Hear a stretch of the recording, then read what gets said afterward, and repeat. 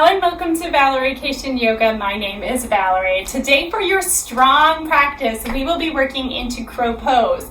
Crow pose is an arm balance. It's usually one of the beginner arm balances that we learn in a yoga practice.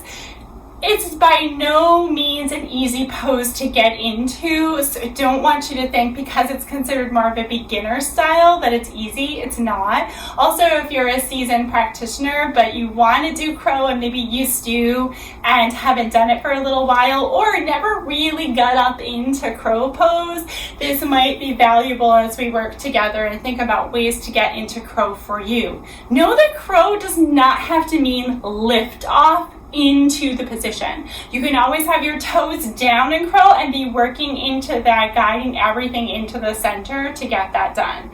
I do not teach you crow pose with supports like blocks. Other teachers do, so feel free to view those videos if you want to see how you can use props to support your practice.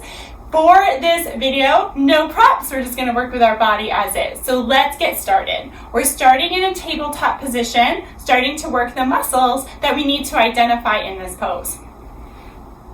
So as you come into your tabletop, I want you to line up your wrists with your shoulders and your knees with your hips.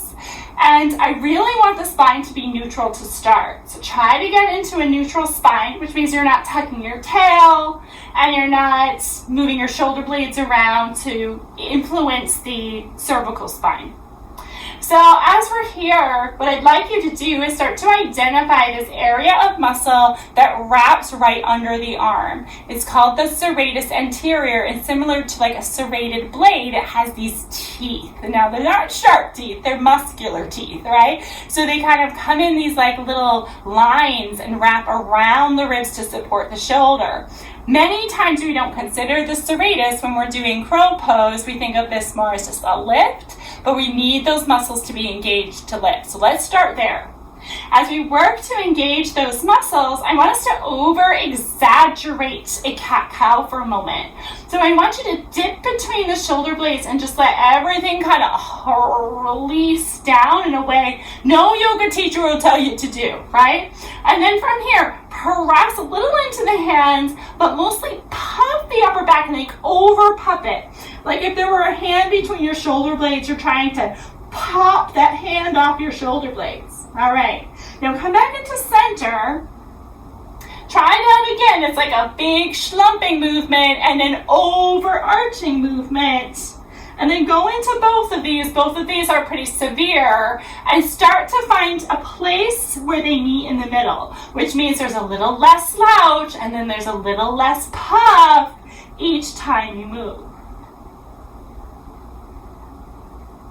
And so what we're doing is we're identifying that area of the serratus anterior. It can be very whispery. It's a very fine muscle, right? So it's wrapping around, but it's kind of like, do I know where this is kind of thing. Sometimes I can't find mine, right? So I work and I'm like, where is it? And other times it drops in. So hopefully by now you're getting really, really tiny in the movements. And then as you get smaller in the movements, pretend that you have saran wrap wrapping right underneath the armpits, like right at the base of the armpit, and it's drawing the arms in a little bit, right? So that everything is nice and strong into the upper body. Good. I want you to tuck your toes as you come into this. And then lift the knees up off the mat. Just see how weight into the hands feels for you here. And then bring the knees down. Release the serratus by pressing back and coming into your child's pose. We're going to do that 2 times. So pressing forward, tabletop, engage the serratus. Pretend there's that saran wrap kind of wrapping around. See, right underneath the armpits there. And then lift the knees. Lower the knees down. Hips back. We're going to try that one more time. See what you feel here. And then back. Take a moment off the wrists. Roll them around in one direction and the opposite direction. So the second place that we want a little bit more from is the area of the core and the belly. So hopefully you're doing some core work outside of these classes to keep that connection really nice and strong. But if not, that's okay. Let's just see what's here today. Come back into your tabletop with the serratus wrapping in. That serratus wrap. So find your serratus wrap. And once you've hit that serratus wrap, I want you to hug the belly in and then release it. Over hug in, like someone's gonna punch your gut and you're resisting that, and then release it. One more. And release. What I want us to do now is keep that serratus wrap, but I also want you to wrap the same way around the belly. So if someone took saran wrap and wrapped around your belly, you're releasing and you're resisting from the outside in. So you're drawing to the sides and north and south of the belly button, all drawing into the center. Feel the difference? Now release that. And then hug everything into the center, like your belly button is getting smaller in toward itself, and release that. If you broke out into a sweat, your core is working pretty good. Of course, if it's January and you're taking this, like never mind, I'm recording in July in a hot space, so no matter what, I'm gonna be sweating. Beautiful, let that go. So those connections are really, really important. I also want you to think of your neck, so let's release that. Come into a comfortable seat for you, tuck your chin in toward your chest, rock the head side to side. Now some of us in our practice don't need any of this prep. So you might be like, why? I have to do this every single time I come into crow. Not necessarily. Crow's usually offered at the end of a practice anyway. Pause on the right side, head heavy. Maybe rest the hand on the shoulder here. Let's go to the other side. Do you need to do lots of weight training? No, it can help in this, especially if crow has been tough for you. But crow pose, come back to center. If you think of a crow, the back body of the crow is hooded. So it's up and over, we're hugging in, and the belly's concaved and hugging in. So let's start working with that a little bit more. I'd like you to come into a downward facing dog. As you come into your downward facing dog, lift your right foot. Bring your knee in towards your chest, and if the belly hasn't hollowed out, what I want you to do is hug the belly in and hollow it out, and then puff between the shoulder blades, tucking the chin in for this. Good, bring that right foot down, and let's try the other side. Hold on and puff, and release. Downward facing dog once more. And downward dog, right knee toward right elbow, shift forward to a plank, and then release. How's your serratus doing in that plank? Try it side to side. Do you feel a hug in under the armpits? If you don't, see if you can engage there. One more time on each side. I know we're getting nice and warm here. And then come back down, find a child's pose, arms back, forehead down. Okay, so it's a quick setup where we're going to see what happens with our crow pose from here. All right, awesome. So come into your tabletop position. Check to see if you feel that serratus wrap hugging in, and if it's just kind of hanging out, you want to see if you can hug it in. Elbows might relax inward as well.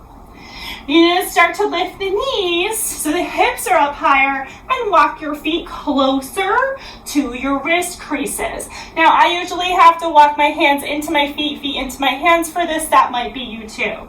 From here, I want you to start to bring some weight into the hands to check the wrists out. So without the knees even being anywhere near the armpits yet, you're going to bring weight forward and release it back. Then you're going to look forward as you're bringing your weight forward and back. Anything in through the upper neck that feels less than optimal, let's have that be our crow today, right? We don't want to put any extra weight into the neck or the cervical spine just to make a pose happen. If all feels good, you're great. If it doesn't feel good and the wrists are feeling cranky, again, that might be your crow today. You might keep your feet on the ground, okay? Let's continue with our crow. Hands are down. I like to fan out my fingers in this. We're going to walk the arms in even closer.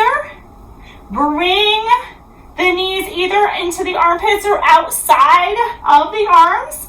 If the legs are outside the arms, you're going to give them a nice big hug in and resist with the arms. Find that saran wrap and then start to bring a little bit more weight into the hands and release. Rocking into the hands, look forward and release. And then maybe rocking and beginning to lift your toes up off the floor.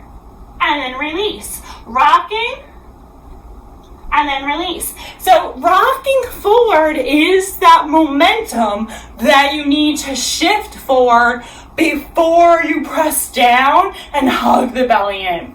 At the same time, I want you to be puffing up the upper back, remembering the saran wrap and hugging the belly in.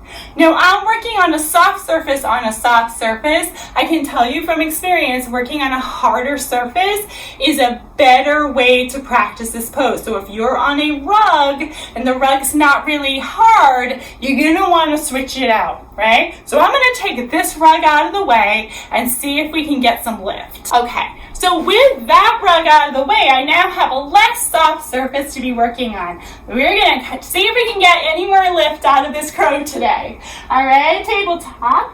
Walk the feet in. Remember, we're using the momentum of our body to shift forward. You've got your hands completely down.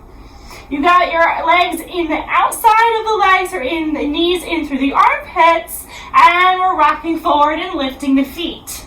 One at a time or together. You pause and hold as long as you can, and then again, lifting off.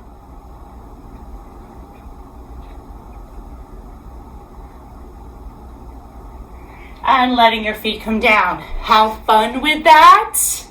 Try it today. If it doesn't work today, you might try it a different day. Maybe you're hugging everything in and keeping the feet down, so you do not lift. Maybe you're just lifting one foot. Right? So one foot could be this shift forward with one foot lifted, just checking to see how that feels in your body and what that might mean for you as more weight comes into the hands. I hope you learned something today with this practice. Keep trying crow. If it's important for you to get into it and you think you can do it and you want to work into it, please by all means do. Thank you so much for joining me for this drawing practice. Have fun.